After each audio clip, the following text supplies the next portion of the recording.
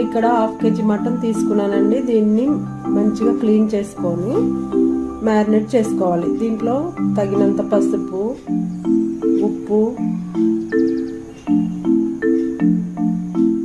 కారం వేసుకొని మిక్స్ చేసుకోవాలి. ఒక 1/2 అవర్ మ్యారినేట్ చేసుకుంటే మొత్తం ఉప్పు, కారం అన్నీ ముక్కలు పీసులు పట్టి మంచిగా ఉంటుంది, టేస్టీగా.